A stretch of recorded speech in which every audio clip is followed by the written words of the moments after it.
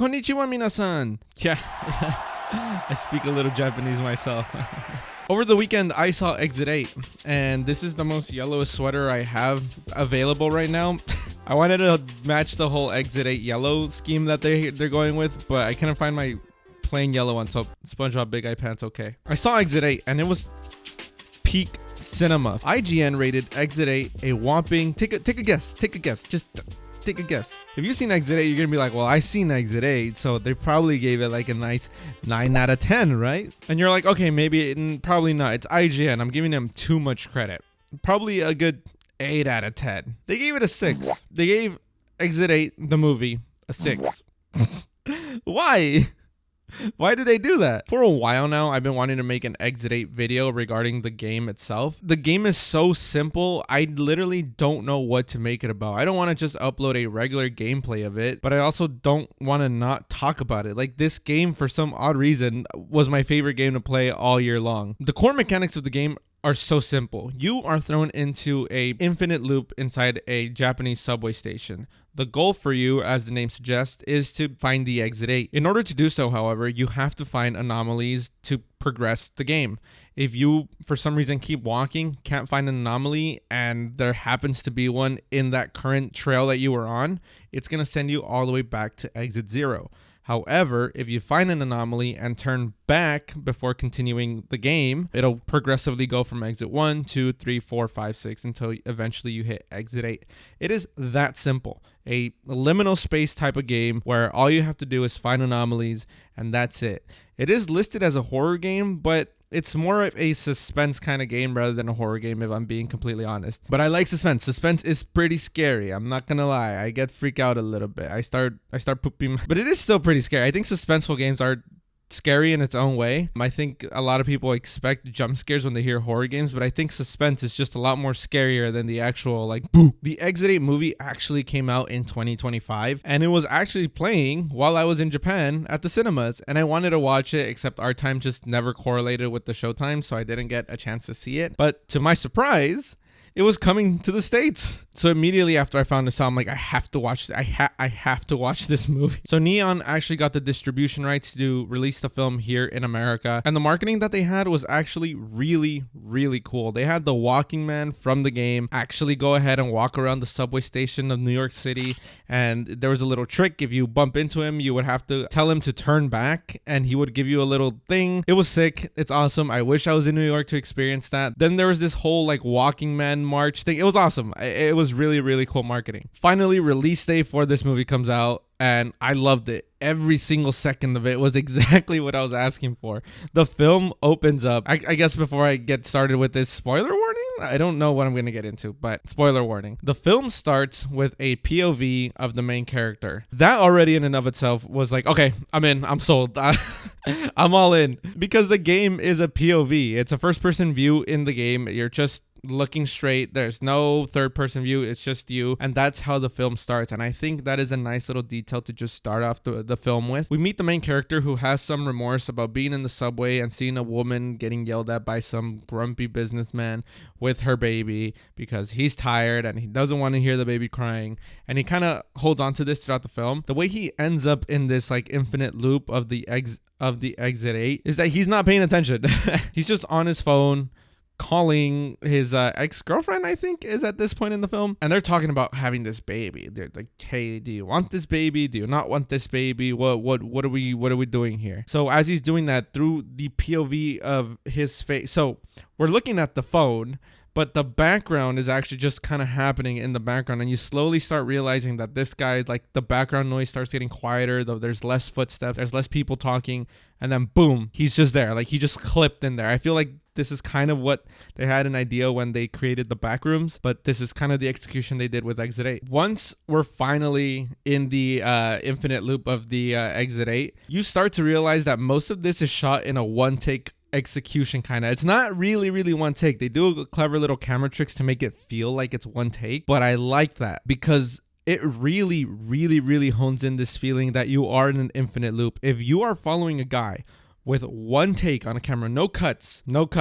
and you start seeing that he keeps looping around, you start losing the idea, like, how did they work on this set? right? You lose that whole idea of it being a set, and you start believing more that this is like, oh, this guy is literally stuck in a loop, and like you're following him in one take.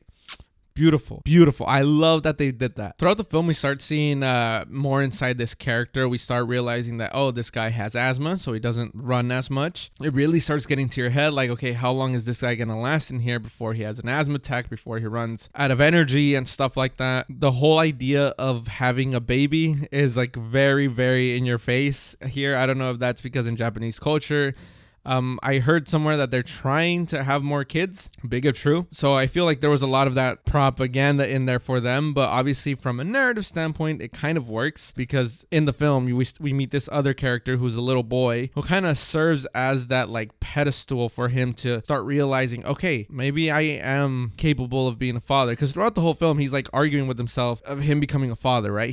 For him, he's not worth being a father. He thinks that this whole thing that happened in the subway system where he saw this woman getting yelled at, that's affecting him mentally. He tells himself that if he's letting something like this happen, how is he going to be fit to be a father? So this one little kid character who's also stuck in that little loop works as this kind of step for him to try to become a father. I think it works fine. One thing I did like was that the walking man actually gets his own backstory. This part is pretty cool. So in the game, there's this guy called the walking man. You see him walking by, and he's also part of the anomaly. Sometimes he himself is the anomaly. And if you don't turn back, obviously you get sent back to exit 0. So him being in the film, it's not just him being in the film and being an anomaly. He actually has a whole backstory of how he ended up in this loop and how he's part of this whole level.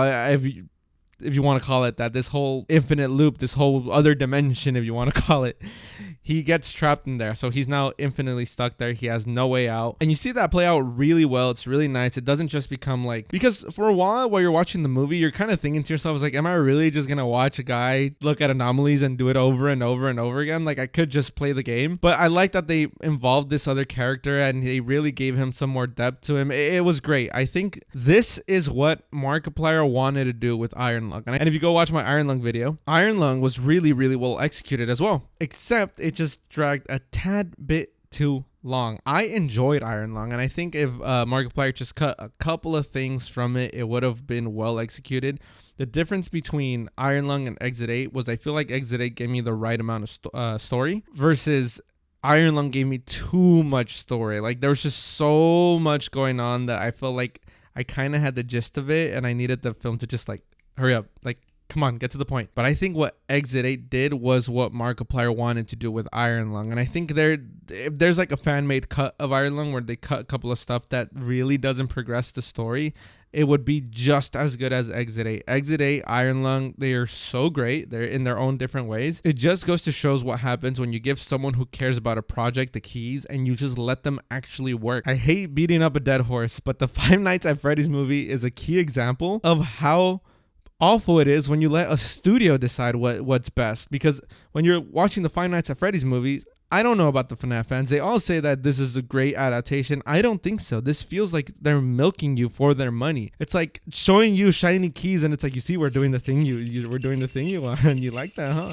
It's so annoying. I feel like they treat their audience as stupid. Whereas with like Exit 8 and Iron Lung, they just feel like passion projects made by people who are passionate about the thing they're making. They did their research, they know what they're writing for, and they know how to properly execute it. Exit 8 is a film that is properly executed from a video game, and I think more studios or more creators need to take notes on how to do this because Exit 8 did that. I'm a big fan of the game. I'm a big fan of the film, and nothing's going to change my mind. I really enjoyed Exit 8. I don't care what IGN says. Fuck them. 6 out of 10? Are you serious? No. But then again, it's your own opinion. It doesn't really matter. If you liked it, you liked it. If you didn't like it, you didn't like it. It doesn't matter. I enjoyed it. I highly encourage you guys to go check it out. One of the better horror game film adaptations that's come out to date, and I can't wait for this thing to come out in 4K so I can go ahead and pop that in my OLED display.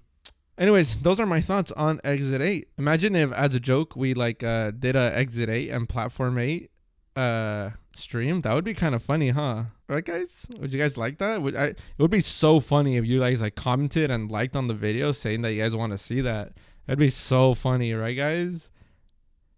There's a sequel to the game actually called Platform 8. I don't know how to play that game. I've tried it and I suck at it. I literally don't know how to play platform 8. It's like there's no turning back like on Exit 8 where you see an anomaly and you turn back. This one you just have to keep going forward. I don't get it.